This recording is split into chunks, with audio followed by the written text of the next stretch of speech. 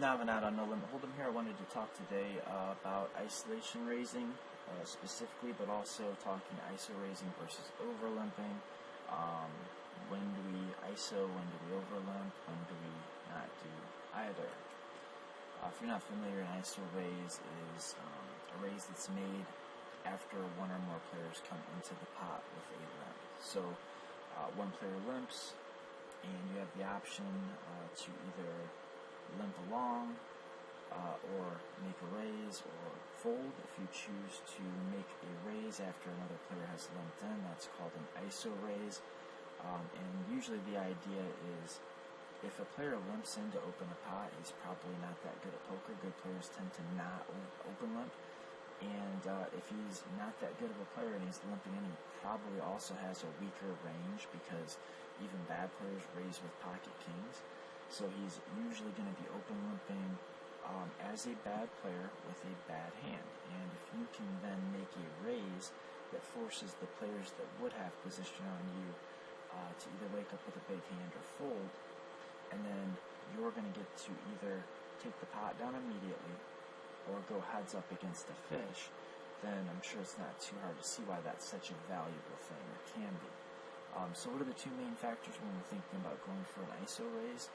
Number one is fold equity, and I mean, I've been calling this concept EFE, just, it's kind of a shorthand. I don't know exactly why I came up with this, but I think it's helpful to have some sort of term to apply to the fold equity we expect to get pre-flop and on the flop with a continuation bet. So that's EFE. And that's really what we're talking about when we're talking about ISO raising. We're talking about usually, for online, somebody flicks in a limp or a call from middle position, we're in the hijack, we go to like 4.5 times the big blind, everybody else folds, this guy calls, flop comes out, he misses it 60+% of the time, he checks, you bet, he folds, next hand. So we're talking a lot about EFE, but then there's also the value end. And it's good to raise with value hands, right? So that's part of the reason we're looking at value with our ISO raises. But the other thing is, if we're going to ISO raise some of the time, but not all of the time, just to have decent frequencies and it not be too obvious, and to have some semblance of balance when necessary, then we may as well use the times when we've got value instead of times when we don't have value to make the ISO raise. And if you've watched any of my other conceptual videos, you've probably heard me talk about the many ways you can have value in a hand, like domination, showdown value, implied odds, nut potential, synergy, versatility, connectivity. But specifically when we're looking at ISO raising, we should be looking at our domination value. If we have a hand that is likely to dominate many of the hands that we expect our opponent to limp in and then call a raise with, then we've probably got a pretty good ISO raise. If we have a hand like 9-8 suited, where not only do we not expect our opponent to open limp that many things we dominate in the first place, but may fold the bulk of the things we do dominate to a raise, then that's not such a good ISO raise most of the time, and we can consider either folding it or maybe, if the circumstances are right, to over limp it. So fold equity and domination rating. So we want usually big cards, like 2 big Broadway cards or a pretty good sized pair for the majority of the time to make our ISO raises with. And we want to have some fold equity to make our ISO raises. When we have more implied odds, nut potential type hands, we might be better off looking to over limp those hands and actually play a flop with them in position. So there's 3 main things. I mean, you could also look at your playing skill. That'll come up in this equation also. But the 3 main considerations ought to be position, domination, fold equity. And what I'm talking about here is whether or not to ISO raise. I'm not talking about over limping here. But if we have position, we have domination, we have fold equity, and we feel like we've got a playing skill edge, then we've got an isolation raise all day. It should be a super profitable ISO. If you have playing skill, having any 2 of these 3 things is probably enough. So, do I have position on the limpers? because sometimes you're going to go post-flop. And not only that, but having position on the limpers actually makes it more likely that they're going to fold pre-flop too, because if you see 2 or 3 players limping, even if there's just one player limping, and you ISO from the button, your opponent may well not want to limp and call and go to the flop with you out of position. But the same opponent in the same situation, if he's on the button and you're in the big blind, may well decide to call with the exact same hand because now he's taking a flop in position. So do I have position on the limpers, and also do I have position on the players that are most likely to play a flop? That's probably the better way to phrase it, because if the player on the button is calling all of your ISO raises and you're in cutoff, that's not good either. Or if the player in hijack, the player in cutoff is 3-betting your ISO raises, and you are thinking about going for an ISO from hijack, again, that's not great. So you have to consider your position, really, I guess, in a variety of ways. So position, does my hand dominate many hands that my opponent's likely to limp and call with? And the reverse should also be considered. Is it possible that I'm thinking about ISO raising with a hand that a lot of my opponent's limp calling range will dominate? Like, if they're going to dominate my hand, that's no good. So if I'm thinking about ISO raising a hand like 10-9 suited, I want to know that my opponents are open raising Jack 10 suited. If my opponents are they're open limping or over limping, maybe even hands like Queen 10 and Jack 10, then maybe I don't want to go for an ISO with 10-9 suited, right? I don't want to flop top pair and then end up losing to a player that's limped, right? I don't want to lose a big pot for no reason. And is my opposition, that means are my opponents, or is my opponent, depending on if there's one or more, is my opposition, is just a nice, easier way to put it, is my opposition likely to limp fold pre-flop? And if they do call pre-flop, how likely are they to check and fold on the flop? Are they going to be pretty much fit or fold post-flop? And how sticky are they going to be pre-flop? Again, just a way of talking about position domination rating in our EFE, which again is something I'm coining just to make it easier to talk about the fold equity we're going to have pre-flop and exactly on the flop when we make a continuation bet. Okay, so one thing I think is massively important to understand, and I brought this into this video because it's very important when you're trying to decide between over limping and ISO raising a hand. But this is also something that if you're not familiar with this concept, if you don't understand this, if you've never thought of it this way, this could be one of those situations where a light bulb goes off, you have an aha moment, and you get better at poker right now in 1 second.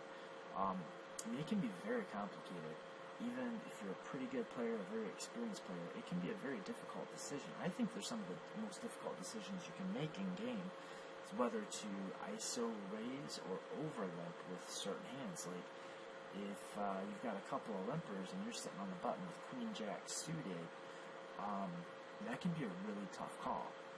And understanding what goes into making these decisions, understanding not just that, you should usually raise with big cards and over limp with speculative hands, but understanding why can help you to break ties with hands like King 10 suited, Queen 10 offsuit, Queen Jack suited, stuff like that, depending on the scenario. So implied odds and fold equity are opposites in a way. If you've never thought of that, get ready to have your mind blown by Navonod.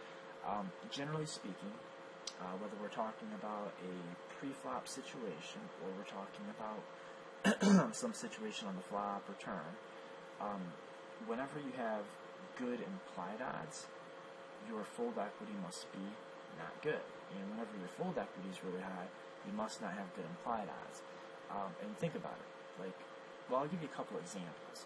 Let's say pre-flop, you're playing against a bunch of drooling fish. You've got 5 players that all limped in. Not a single one of them knows how to fold pre-flop. And every single one of them will call you all the way down if they catch any piece of the flop. and they're at least going to call flop and turn if they pick up any kind of draw. If that's your opponent, if those are your opponents, your fold equity sucks.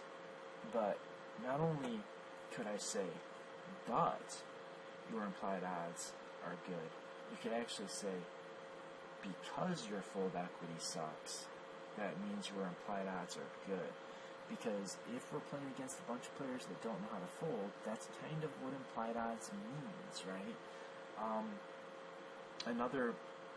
If we take a post-flop example and just look at it, really not so much for understanding ISO raising versus over-limping, but just because I think it's important. And if you've never thought about it, let's think about it. Let's say you make it to the flop with the ace of diamonds and a 10 of hearts, and the flop is 7, 8, 9, all diamonds. Let's just say 7, 8, 9 with 2 diamonds, even better. What are your implied odds looking like? You know, if you call a raise pre-flop, and the board comes out 7, 8, 9, 2 diamonds, and you've got ace 10 with a diamond, how good do you think your implied odds are going to be if you call a bet on this flop and manage to bink something on the turn? I would venture a guess that you're probably not going to have much in the way of implied odds unless your opponent's a complete drooler. So let's say that your opponent is really tight and nitty, really doesn't like to put a lot of money in, he's reluctant to call raises, and he bets on the flop of 7, 8, 9, 2 diamonds. You've got the ace 10 with a diamond. You probably are not going to have, let's say he makes a pot-sized bet and you're playing, 80 big blinds effective, and there's a 4 times the big blind open raise. You probably don't have the implied odds to make this call, but what you might have is a really good situation to semi-bluff, because your opponent does not want to stack off. If the board gets any scarier, he's not going to put another dime in, and he's very likely to just fold as soon as you raise here. It's the combination of the board being scary and our opponent being a nit that means we've got a lot of fold equity. It's the combination of the board getting scary and our opponent being a nit that means we don't have implied odds. So you can really think of implied odds and fold equity in a lot of ways. You can kind of just think of them as being opposite from one another. I mean, what does fold equity mean? It means our opponent doesn't want to put more money into the pot, or he is going to be reluctant to put more money in the pot. What does implied odds mean? It means our opponent is going to have a hard time folding. He is going to be reluctant to fold. And these are opposites. So whenever our implied odds are low, our fold equity is high. Whenever our fold equity is low, our implied odds are high. Implied odds situations favor over-limping, and fold equity situations favor ISO raising. Considerations when we're thinking about not folding, but we know we're going to play our hand, we're either going to ISO or we're going to overlimp. These are the things we need to kind of consider. Position, not just position on the limpers, but that's part of it, but also what are the players behind us going to do if there are any players behind us? Is our ISO raise likely to knock them out, or are they figuring out that we like to make ISO raises and they're kind of 3-betting us or peeling us a ton? Position, domination, fold equity. And if you don't have position, domination, fold equity, or at least like 2 or 3, if I've got a hand that dominates a lot of my opponent's range and I've got position, I think I've got a good ISO raise. If I've got position and fold equity, but maybe my hand doesn't dominate so much of my opponent's range, I think I've got a good ISO raise. If I have fold equity and my hand dominates my opponent's range, but I'm out of position, I think I've got a good ISO raise. So I think, this is kind of just a rule of thumb, certainly not like a scientific hardcore fact, but really having about 2 out of 3 of these factors working in your favor is probably good enough to go for the ISO raise.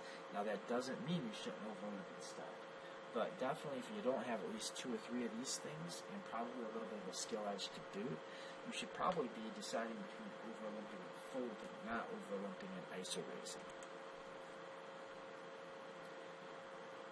So when choosing between an ISO raise and an overlimp, these are questions I want you to ask yourself from this point forward. And I want you to know, the reason I made this video, or decided to create this video today, is because I've been talking with one of my students who played exclusively online for many years professionally and has made the transition to full-time 2-5 live, $2, $5 no-limit hold'em live games with pretty big buy-in. I think they are allowed to buy in for whoever has the most chips at the table, something like that. So he's playing pretty deep most of the time. And one of the things he's having a really hard time with is knowing when to ISO raise, because he used to just ISO raise everything when he played online. And while I don't think that's optimal, I think you can get away with it. Live, you're not going to get away with it. You've got to be more, thinking about the things that we're discussing in this video. So him and I have been talking about it a lot. I'm thinking if he's so confused by it, he's a big winning player, then there's probably a lot of other people confused about it too. And I think I just happen to have my head pretty firmly wrapped around this particular concept. So I'm going to ask myself 4 questions before if I have a hand I know I'm going to play, and I'm deciding I'm either going to overlimp, which it's perfectly fine to overlimp, by the way. There's nothing wrong with tossing in a call after 3 other players call from hijack, cutoff, or a button, or completing the small button for that matter. So against what range does my hand play best? If my hand is going to play best against the types of hands that will call raises, then I don't want to overlimp, I want to raise. A prime example would be a hand like Ace-King, or Ace-Queen even. When we're talking about limped pots, even Ace-Jack and King-Queen. These hands will probably actually have better equity and more implied odds against the hands that limp and then call a raise than the overall range of hands that just limps in. Like Ace-King does better against Ace-Jack. Well, maybe our opponents are not going to be so bad as to open limp Ace-Jack, but let's say our opponent open limps Queen-Jack, King-10 suited, Queen-Jack, Queen-10 suited, King-Jack, King-10 suited, that kind of stuff. If we have King-Queen and we ISO raise, those hands likely aren't going to fold. If he's bad enough to limp them, he's probably bad enough to call a raise with them, and we dominate that stuff. Now, hands like 7-6 suited and Jack-8 offsuit that may well fold to our ISO, we don't really want to play against those hands anyway. So, against what range does my hand play best, and what can I do to contort my opponent's range to my advantage? What stack-to-pot ratio does my hand prefer? Usually a hand like King-Queen offsuit would prefer kind of a small stack-to-pot ratio. It would prefer to get a lot of money in pre-flop, so it can feel very comfortable when it flops top pair that it can just go ahead and, that its reverse implied odds are just not going to be that bad.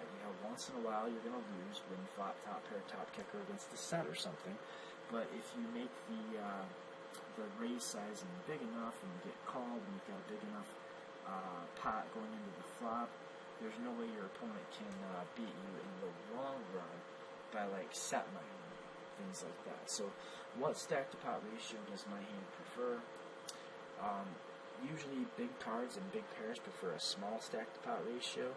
More implied odds hands and drawing hands and synergistic hands, they prefer to have some room to maneuver. Am I likely, top right here, am I likely to get folds now or on the flop? So going back to our EFE scenario, hands that have high EFE, they do better as ISO raises. Generally speaking, you've got good fold equity on the flop, or you're likely to either go heads up against a footer fold fish or just get everybody to fold pre-flop. That's looking like a pretty good ISO raise. So fold equity. And bottom right, how many players would I like to flop against? If I have a hand like pocket sixes, 4 players limping in front of me, it's probably not that likely that I can get them all to fold pre-flop. And really, even with a pre-flop raise and a post-flop C-bet, it might not be that likely to get everybody to fold, and pocket sixes doesn't barrel worth a shit. I mean, if you miss the flop of sixes, you usually got about 2 outs, right? So that might be a situation where not only you won't have the fold equity, I mean, you've got no blockers to big hands, you've got maybe too many opponents, and but not only is it unlikely to get the job done, maybe, but maybe you don't want to get the job done. You know, if stacks are pretty deep, you got 3 or 4 players limping in, and you've got pocket sixes, maybe you do best to just flick in the whatever the big blind is, hope to hit a set, and in doing so, instead of ISO raising, and over limping instead of ISO raising, you've kept your initial investment down, so you don't have to make up so much ground on the times you do flop a set, while at the same time keeping as many players in as you can that can make good second best hands against your occasional set.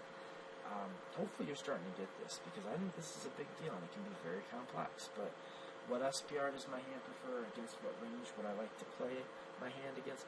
Am I likely to get enough folds pre-flop and or on the flop to make my the bluff part of my ISO raise profitable outright?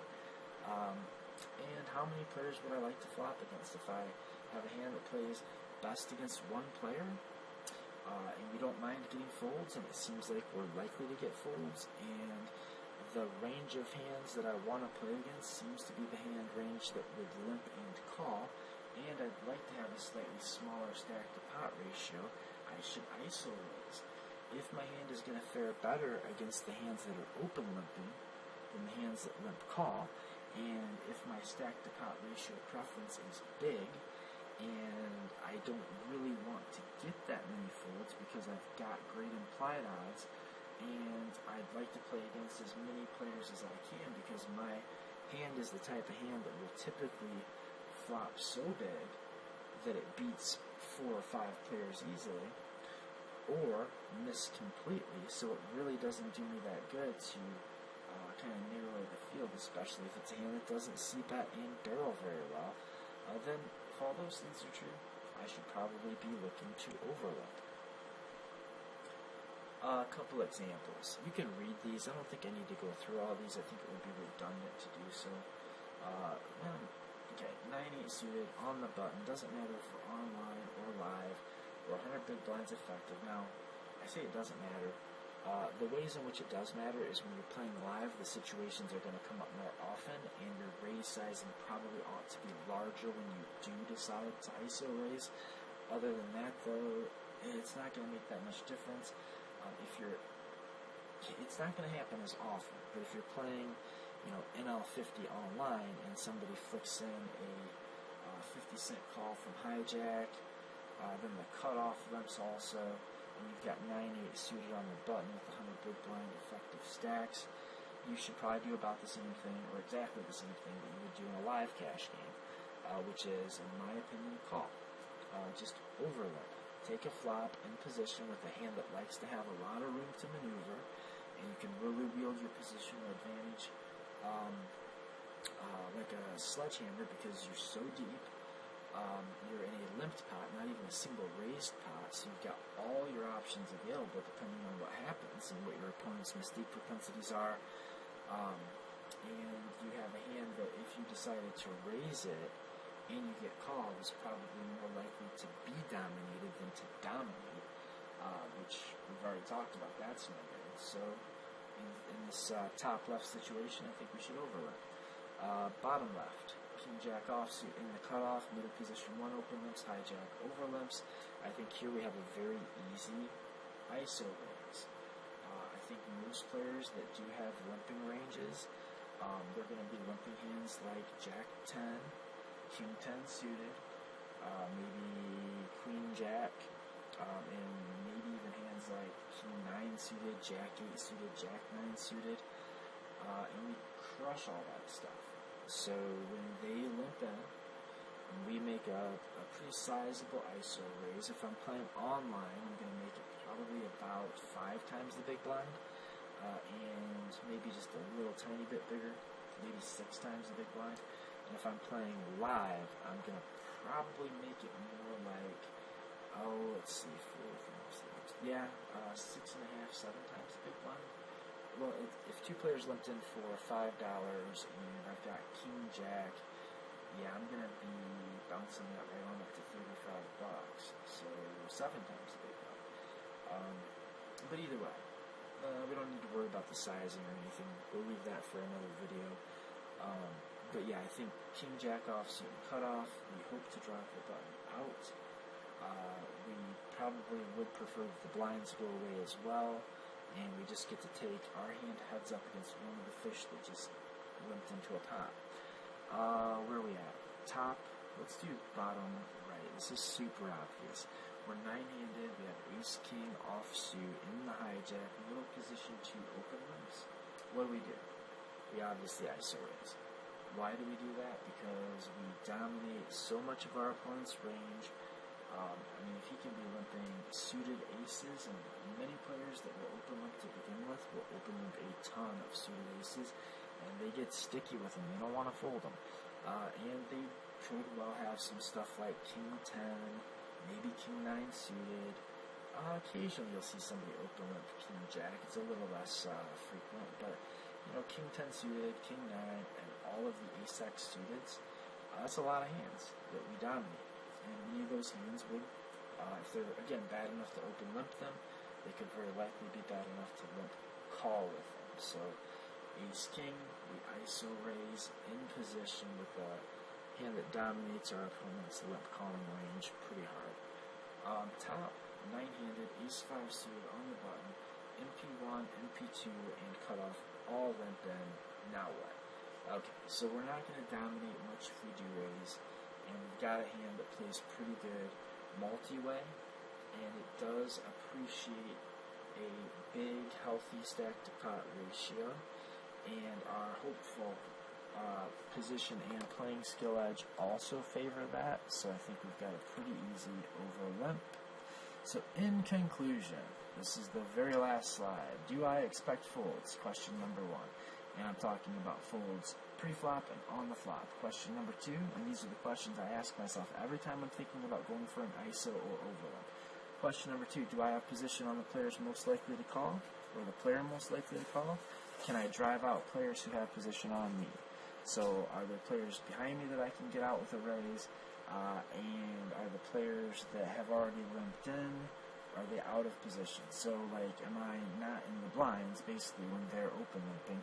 And do the players on, like, the button and whoever else has position on me, are they likely to go away most of the time? That's another important question. Number 3, top right, will my hand play better heads up against a limp call range, or is it going to play better in a multi-way pot with a low investment?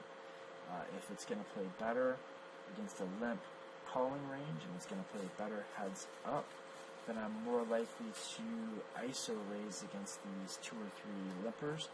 If it plays better in a multi-way pot and I do better to put in a low investment, because it's just like one of those hands you want to take a cheap flop with if you can in position, try to smash a flop, then I'm more likely to overlimp. And the last but not least consideration, might I have a lot of implied value if I limp along? Going back to pocket pairs, pocket sixes.